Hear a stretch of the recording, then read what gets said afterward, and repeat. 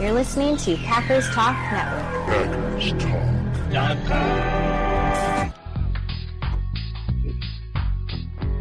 You're listening to No Huddle Radio on the Packers Talk Radio Network, your home for in-depth and thoughtful Packers analysis.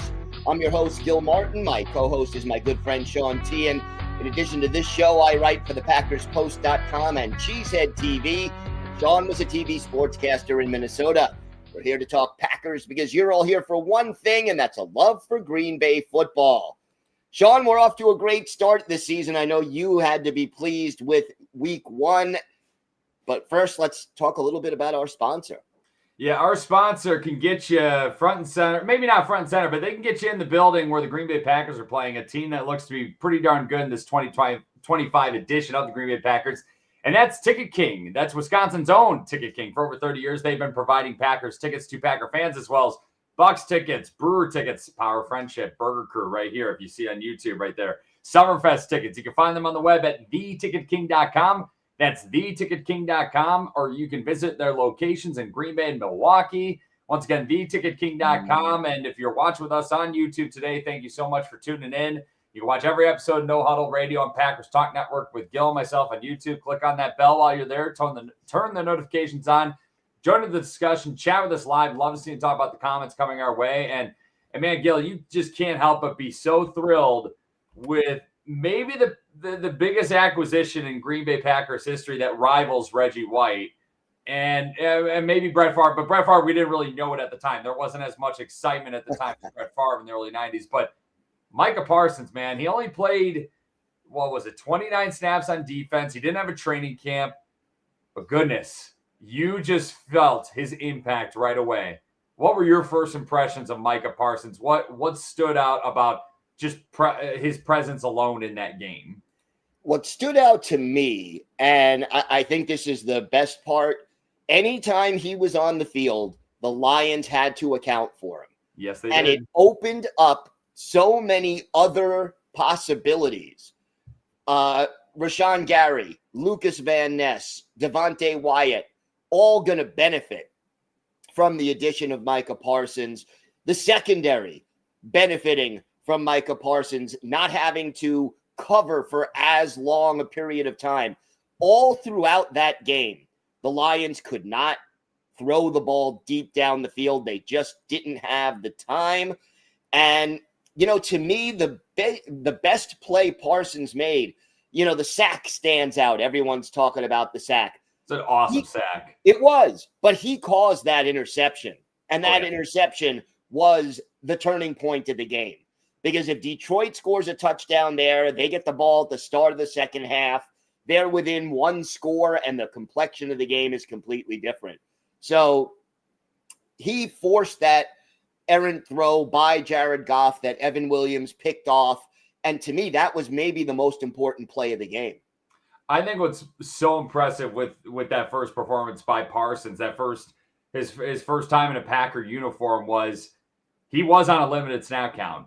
And he was going against maybe the best right tackle in football next to Lane Johnson, and he destroyed him. I mean, he destroyed him. Penei Sewell is a damn good offensive tackle. And Micah Parsons even acknowledged it after the game, how talented he is at right tackle. And Penei Sewell had his hands full. And clearly Detroit thought, hey, we trust Penei to take care of Micah Parsons. He hasn't had a camp. Penei Sewell's an all-pro. Micah Parsons is an all-pro. Should be a good matchup. But Micah Parsons exposed that matchup, and they had to chip him later in the game. They had to double team him later in the game. Yet it just opened everything else up for everybody else. And I think also, Gil, literally the first impression of Micah Parsons that I had, it was the first snap that he was in there. The third play of the game on offense for the Detroit Lions, where Jared Goff's it's a 3rd and 7. He's in the shotgun. Micah Parsons puts on a heck of a move on Penei Sewell to get an immediate pressure on Goff, who then has to dump it off, and it goes for a 2-yard loss. Last year, too many times, Jared Goff, other top quarterbacks from the top teams in the NFC last year who destroyed the Packers, too many times they were just standing still in the pocket. They were statues. They could stand back there forever, let the routes develop, and things would eventually open up. Jared Goff had to immediately – Micah Parsons got Jared Goff off the spot, immediately and had to rush that throw, and it forced a quick 3-and-out for the Lions offense. Couldn't put it in a 4th and manageable where they like to go for it. And that immediately, when I saw that, I was like, oh boy, like this is great. This is great. This is something we didn't see last year. No, we didn't see it last year. And, we talked on last week's show about how different Jared Goff is when he has time to throw versus when he's rushed and doesn't have time to throw. And we saw the impact of that in this game. He was not the same quarterback as he was a year ago, and the pass rush was a big reason for that success. Yeah, and the big thing too with Parsons also, where we've seen really good players in Green Bay rush off the edge. Clay Matthews, really good player. Zadarius Smith and Preston Smith, when they first got to Green Bay, very good off the edge. But they typically did not handle these top offensive lines or offensive tackles very well. And it just seemed like Parsons had so many moves. He has so many moves in his repertoire. He's very smart. He doesn't. You'd see Zadarius Smith was guilty of this quite often, where, it was great when he got to the quarterback, because when he would get to the quarterback and he would close and he would get a lot of sacks, but he got exposed a lot in the run game. Parsons is disciplined, man. Like, he does his job and he just does it really well, and it opens everything else up. And I think that's an underrated fact of Micah Parsons too. He's not just chasing sacks. He's doing it for the betterment of the team, and it makes everyone better around him. It does. And even if he does make the occasional mistake, he has the speed to get past that and still make a play. Yeah. And that certainly helps. But I really like the way he went about his game. And like you said, Penei Sewell, it's like best versus best. Yeah. And Parsons, imagine if he was out there for 50 plays or 60 plays instead of 30. It would have made – and look, the time of possession in that game was so, what was it? Almost 35 to 25 in favor of Detroit. The defense was out there a lot. He still managed to impact the game, even though he wasn't out there for more than half the plays. And I think the Packers had a good plan to kind of ease him in, where he was in on clear-cut passing situations on 3rd down when Detroit was on their side of the field. But then when they got past the 50, that's when Parsons saw a little more time. It sounded like he played a little more snaps than maybe the Packers wanted him to, but he got out of there healthy for the most part. Besides Parsons, though, because obviously there was a lot of energy in the building. I mean, there was a lot of energy in my living room watching this game. It's like there was just so much energy, I feel like, for Packer Nation just watching this game and watching Micah Parsons on the field. But what else stood out from Sunday's win versus Detroit, Gil? Because Parsons obviously was the exclamation point, but man, there was a lot of good in this game against a team that has really, bullied you and taken your lunch money the last few years from you. Here's one thing that I noticed, and I wrote about this over at the Packers Post.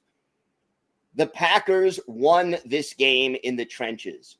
And you look at last year, where you lose twice to the Lions, you lose twice to the Eagles. The biggest reason they lost those 2 games is because they were dominated in the trenches. Mm-hmm. The Lions couldn't run the football on the Packers. Colby Wooden, maybe the unsung hero of this game, quietly doing a really good job in the middle of that defensive line to help shut things down. Devontae Wyatt playing well against the run, not known as his forte. Mm-hmm. But the Packers offensive line, Jordan Love had all day to throw that football. He was not sacked. He was only hit twice. I just was very, very impressed with the way the Packers won in the trenches. And, for years it even goes before Matt LaFleur, but under Matt LaFleur, the Packers are not a physical team. They're soft. I think back to that San Francisco NFC Championship game where they ran for almost 300 yards. This team is not like that at all. No. And they flipped the tables in the trenches against the Lions. And that, to me, was the key to winning that game. I owe Colby Wooden an apology, and I think you do too, Gil, because we didn't think he would make the 53-man roster coming out of camp. Now, also, we thought they would keep 5 D tackles, and then we didn't think Kenny Clark would be on the move, but man, he deserves an apology. Not from us, but maybe from pretty much Packer Nation in general, where this guy played great. He played really good. He's beefed up a lot since his rookie year, and he showed that he can handle the nose against, even though the Detroit Lions, they have essentially a new interior offensive line. That's still a good offensive line. That is a very well-coached team, and they bullied them. And Devontae Wyatt was great too. And Carl Brooks, he was solid. He was steady too. Another impression I had, you mentioned the pass protection, how good it was. Jordan Love had all day to throw. How valuable is Chris Brooks as a pass protecting running back? Holy smokes, that guy is fearless back there. And he's not only fearless, but he's disciplined, and he's fundamentally sound in pass protection. He is critical to the Packers passing attack. That was outstanding to me too. He is so smart when it comes to reading blitzes, picking up pass rushers, knowing where to be. And it really, really does help. You know, it's a thankless job. You only get attention as a pass protecting running back when you get blown up and someone blows by you and makes the sack. He deserves a lot of credit for what he did and for what he adds to this roster. Now, Michael Parsons did say playing with him, he's going to get a lot of guys paid on defense. And I feel like because of the Michael Parsons addition, how great this defense seemed to be in sync despite only having Parsons essentially in the building for just over a week before that game. Jeff Hafley may not be the defensive coordinator much longer in Green Bay, Gil. I think that's another bittersweet thing, because he's a young guy with prior head coach experience, and he did a really good job with that defense last year that didn't have a Micah Parsons. And this defense, I feel like, is going to take new levels and reach new levels, reach new heights because they got a superstar closer to the football. Yeah, he's got a very nice, shiny new toy to play with. Look, if the Packers did well this year, even without Micah Parsons, I think we all knew that Jeff Hafley was a head coaching candidate in the making. Maybe this accelerates it a little bit, but we got to enjoy him while we can. And he really schemed up a great game plan against Detroit. I also love that Lucas Van Ness, that they're rushing him on the inside, because, man, was that lethal in passing situations for the Lions on Sunday. That was something he was very good at and very familiar with at Iowa. And we were talking about how we thought the Packers would probably toy with that with him or Rashawn Gary, essentially, rushing from the inside. But, yeah, Lucas Van Ness, Micah Parsons is very high on Lucas Van Ness, by the way, folks. So Lucas Van Ness had a really good first game, too. And I think, what was it? He had 4 pressures alone on Sunday, and he had 4 pressures in the first 7 games last year. Yeah. And think about this. If you can get Lucas Van Ness, Rashawn Gary, and Micah Parsons and Devontae Wyatt on the field rushing the passer, it's 3rd and 13. With Edgerrin Cooper lurking. Right, with Edgerrin Cooper or Quay Walker as a blitz option. Boy, oh boy, I don't want to be the quarterback or the offensive coordinator trying to figure out how to keep those guys at bay. Yeah, it's going to be something. It's going to keep opposing offensive coordinators up at night, that's for sure. And a little bit of downside, though, Packers injury report, we're going to get into that, where they did have a few injuries that came out of that first game, unfortunately. A few guys who left the game who haven't been practicing this week. That includes offensive lineman, left guard Aaron Banks, right tackle Zach Tom, defensive end Brenton Cox Jr., and cornerback Bo Melton. Banks is dealing with an ankle and groin issue. He hasn't practiced at all this week. Zach Tom, he got injured on that not pick 6 that the Lions had in the third quarter of that game. He has an oblique hip pointer injury. Brenton Cox Jr. dealing with a groin issue when he left the game. Bo Melton dealing with a shoulder issue.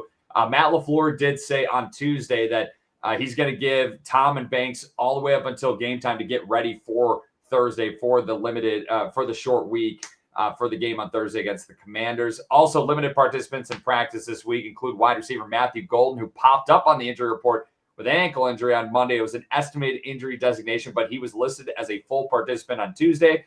Parsons obviously still dealing with the back. He said he didn't need an injection before Sunday's game against Detroit, which is very good news. Nate Hobbs, he was held out with that knee injury, which kept him on the latter part of camp. Dontavian Wicks played Sunday with a calf injury. He's been limited. Barron Sorrell was inactive in the first game with a knee issue. Quay Walker and Jayden Reed were both DNPs on Monday, but limited on Tuesday. And then the quarterback, Jordan Love, well, hey, that left thumb looks okay, Gil. Full participant so far this week as well. Now, let's get into the big game, the Commanders versus the Packers. And we're going to start out by featuring the matchups between the Commanders offense and the Packers defense. This Commanders offense obviously led by maybe the best young quarterback in football, maybe the top dual threat in football in Jayden Daniels, outside of Lamar Jackson and Josh Allen, of course, against the Packers defense that looks really good. Commanders, remember, went to the NFC Championship game last year. What's the matchup that we got to look forward to watching between the Commanders and the Packers? The Commanders offense right now, 3rd in total offense, Packers 6th in total defense after week 1. What are some matchups worth watching, Gil?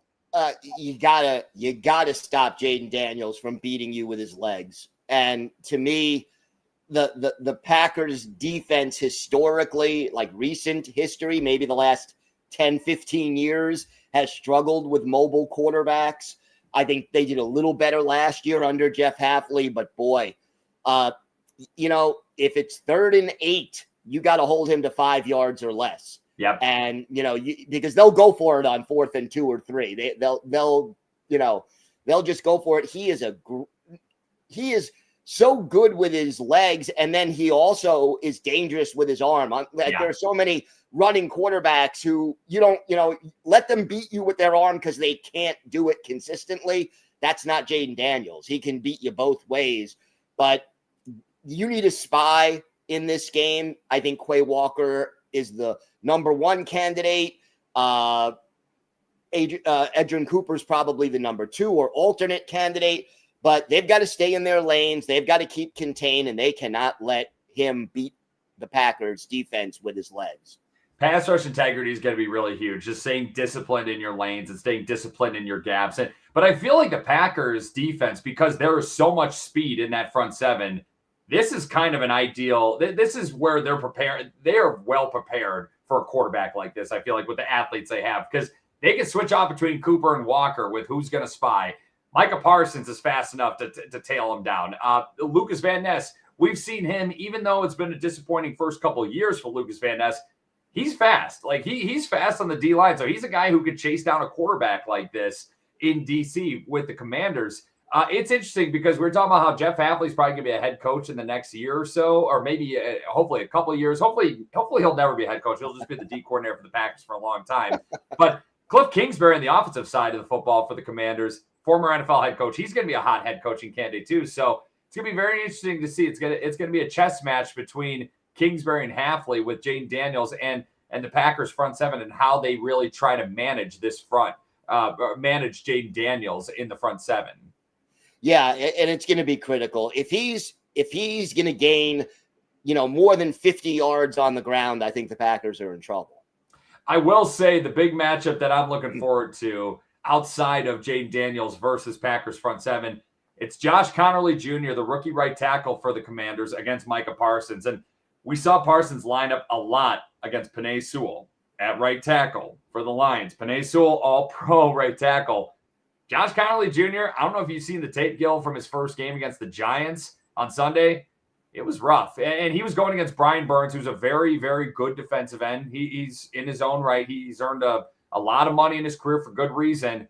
But, man, you got to go against Micah Parsons coming up in week 2, coming up on Thursday. This is a make-or-break matchup for the Commanders.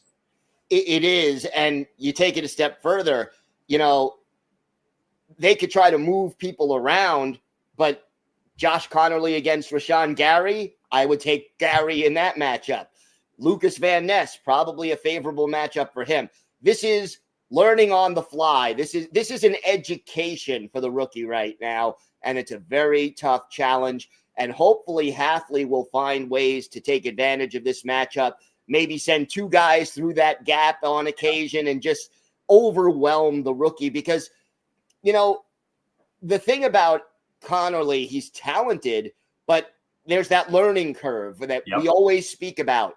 His head is going to be on a swivel, and to make him sweat a little bit, make him think rather than react, I think that would be a really good thing for Hafley to do, and Parsons and company are in a great position to take advantage of this matchup. It's going to be interesting to see what Jeff Hafley does, because on the left side, they have Laramie Tunsil, who they traded for in the offseason. Very good left tackle, one of the best left tackles in football. Do you put Rashawn Gary on him? Do you put Parsons? I mean, you have a lot of options here. This is what Micah Parsons does. There's a lot of options for Jeff Hafley on the defensive side of the ball. But then you got Edgerrin Cooper and Quay Walker behind them, who could help clean up and everything in the rushing defense and the passing defense and the pass rush. It should be very good. This is a matchup, though, where if Josh Connerly Jr. can hold his own against the Packers defensive front, it's going to be a good night for Washington. But, Micah Parsons, the way he performed against Penei Sewell, my hopes are pretty high right now going into Thursday. Yeah, I am optimistic, and it's an important thing that the Packers win that matchup. And now, sticking with matchups, we're going to switch it for both teams. We're going to go Packers offense against the Commanders defense. Green Bay's total offense in week 1, now 22nd in the NFL. Washington's total defense, 5th overall. But again, week 1, take it with a grain of salt. Green Bay's offense was not on the field very often. When they're on the field, though, they made things happen. They scored 27 points, and they made the most of their possessions. Washington was going against a Giants offense that is led by Russell Wilson, who just isn't Russell Wilson anymore, and the Giants offense in general is just a big struggle. Gil, what's the matchup that you're focusing on between the Packers offense and the Commanders defense? Well, you talked earlier about the injuries to the Packers offensive line. So, protecting Jordan Love is going to be important. You have Doris Armstrong, who had 1 sack and 6 pressures against the Giants. Getting him blocked, whether we have Zach Tom or not, if they move him around, whether it's Tom or Rasheed Walker or Kennard, they've got to be able to stop him. And then, you also have Von Miller, so that adds another experienced pass rusher to that mix. Luckily, though, Washington has a lot of big names on that defense, but they're not guys who are really in their prime anymore. It's Von Miller's past his prime. There's a reason Buffalo let him go this offseason. Maybe the Packers called to see if they could bring him in for a cheap deal. There's a reason probably they didn't bring him in either. Dorrance Armstrong is the biggest threat on that Commanders D-line. He had a whale of a game in week 1 against the Giants, had a sack, a tackle for loss, a QB hit, numerous pressures on Russell Wilson in that first game against the Giants. And Darren Kennard, and I'm just going to assume, I'm putting the cart before the horse, Gil. I'm assuming Darren Kennard is going to be our starting right tackle on Thursday. I'm assuming he's going to be the Packers starting right tackle, just because I think if this game was on a Sunday, I would probably think Zach Tom would be good enough to play. But you got a little mini bye. It's week 2. I wouldn't rush it. And Darren Kennard looked like he held his own pretty well when he got in there on Sunday. So I just think there's some positives there. Something that also stood out, too, what was surprising, Gil, when Darren Kennard did go down, Aaron Banks also went down. And Jordan Morgan was the 6th offensive lineman off the bench, which we thought that would be. But Kennard being number 7 over Anthony Belton was pretty surprising. We thought Darren Kennard, when the Packers trade for him, we thought, that's going to be their 8th offensive lineman behind Belton. No, Kennard's ahead of Belton in the rotation. That was a bit of a surprise, too. I'd be more surprised if that's still the case in week 12. I think Belton, we saw in the preseason, he's a work in progress. He has to, he has to learn the offense and adjust to the speed of the NFL game. I think he'll get there, but right now, I think it makes a lot of sense that Kennard is ahead of him on the depth chart. Yeah, Belton's a big boy. He'll find his time. He can move when he gets his hands on people and he's moving. He can move people. But matchup I'm looking forward to, Gil. It kind of plays into your matchup too, but it's Jordan Love against Dan Quinn and Joe Witt Jr. Dan Quinn being the head coach, Joe Witt Jr., who was a former Packer coach under Mike McCarthy. He's the defensive coordinator for Dan Quinn in Washington. And Jordan Love in that first week, in that first game against Detroit, he did a great job overall being able to read and diagnose the Lions' defensive scheme pre-snap. He was able to he was really doing a good job instructing where his blockers where to go, essentially. He was really clicking mentally. Now, the big thing is last time Love and the Packers played a Dan Quinn and Joe Witt defense was in the 2023 wildcard playoff game at Dallas, where Love was great. 16-21, 272 yards. He threw 3 touchdowns. And the Packers also ran for 143 yards and scored 3 rushing TDs in that game where they scored 41 points on offense. The Packers scored 48 in that game, 7 of those points courtesy of a Darnell Savage pick 6. But Witt Jr. was the Dallas defensive passing game coordinator in 2023 under Quinn when that bludgeoning occurred down in Big D. Now, I got to think that Washington's going to have a little bit of a different plan going into this game compared to that 2023 wildcard game, but there's definitely familiarity there, which definitely helps Jordan Love's case. I mean, look, Love had a perfect quarterback rating in that game until he came back into the game late and threw one incompletion that left him near perfect. And I think Love has to be excited. The only concern I have with regard to this matchup is that the Packers, as you mentioned in the injury report, may not have a full group of receivers out there. I think Tucker Kraft may play a larger role and maybe Luke Musgrave a little bit more than expected because of the injuries that we're seeing to the receivers. But I like this matchup. If Love has time to throw, he will pick apart this secondary. What was it in that first game where 10 different players had a catch for the Packers in week 1 and no player had more than 4 targets? I mean, that's what Matt LaFleur wants in his scheme. He wants you to pick your poison, and the Packers also, the passing offense too. I think another thing that stood out, and this is coming from our earlier conversation this episode, was the Packers passing offense. Jordan Love was not healthy during all of training camp. The receiver group was pretty banged up during training camp, and the Packers passing offense looked like they were clicking a lot. They clicked a lot better than I thought they would without a full training camp under them. Now you got a game under them. I think that's a good sign for the Green Bay Packers going forward. Absolutely. And look, if they find a way to win this game, you then have beaten the team with the best record last year in the NFC and a team that reached the NFC Championship game.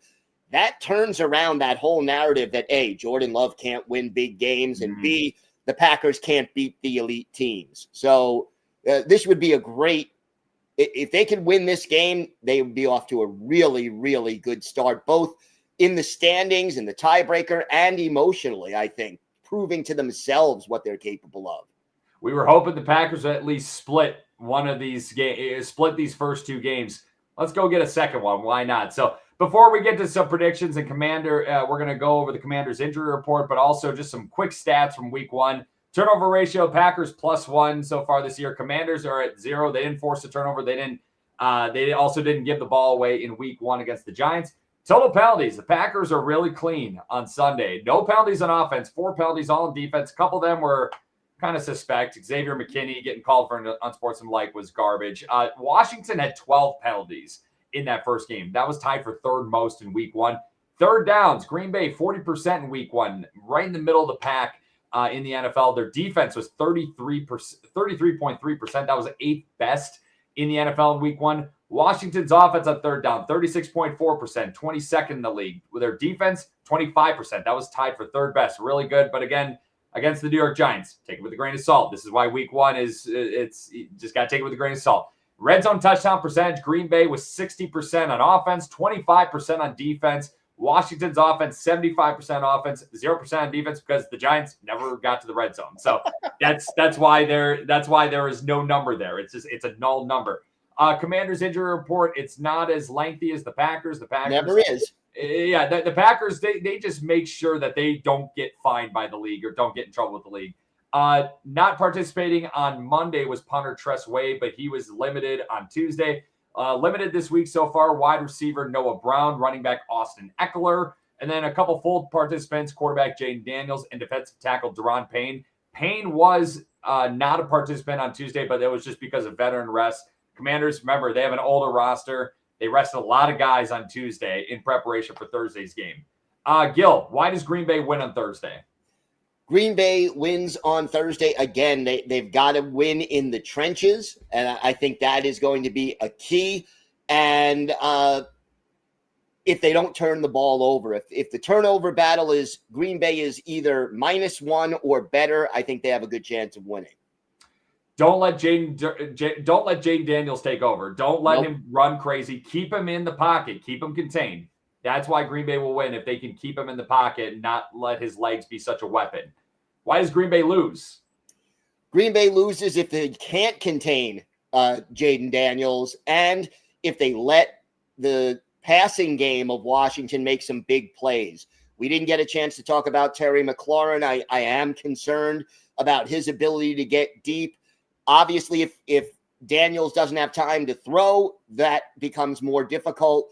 But you can't give up more than one splash play defensively because Washington can score on you in a hurry.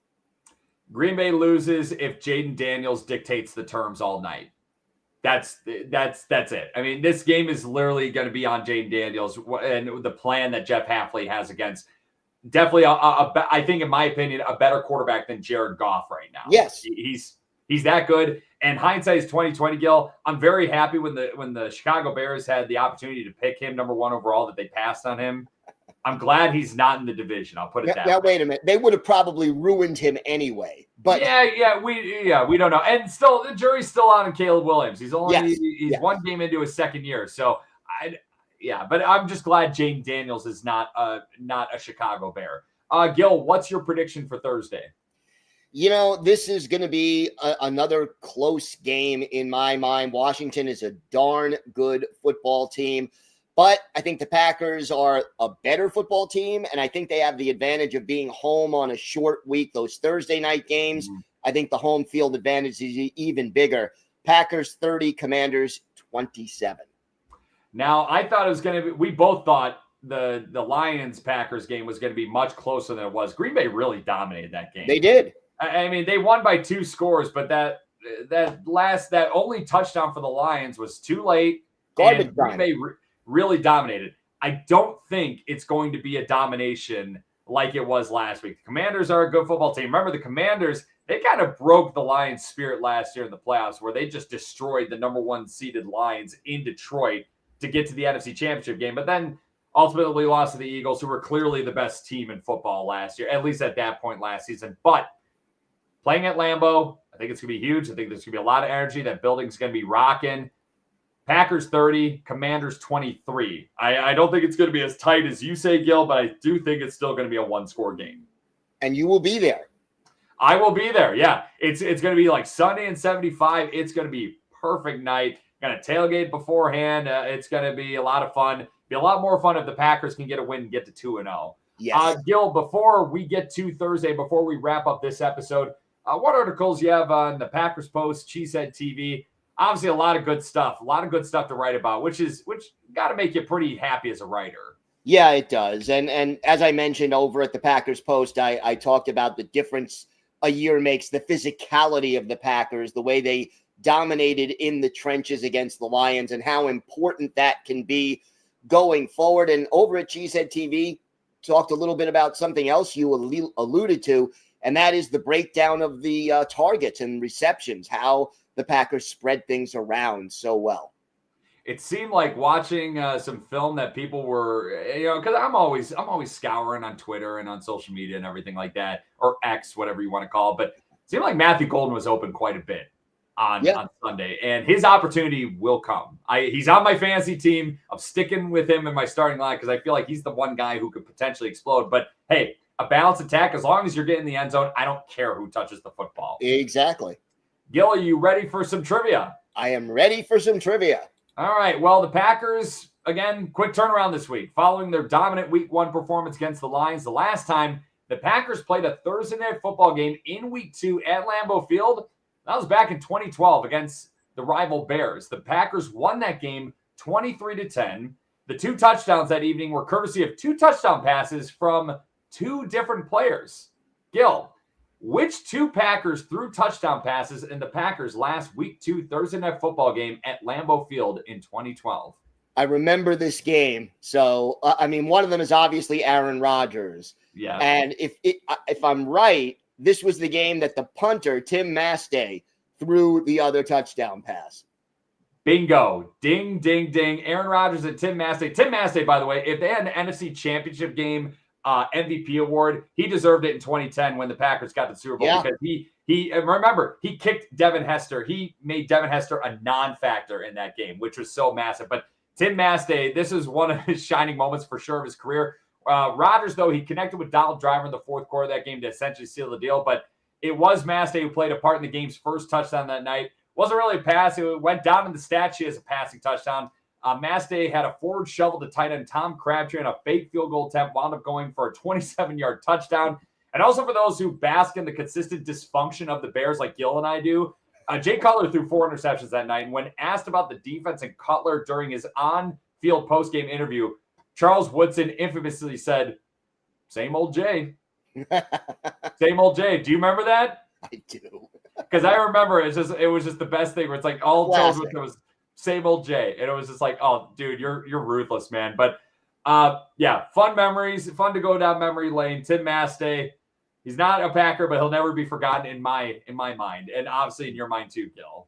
Yeah, no, absolutely. And I love when punters get into the box score for something other than punting. It's always kind of fun.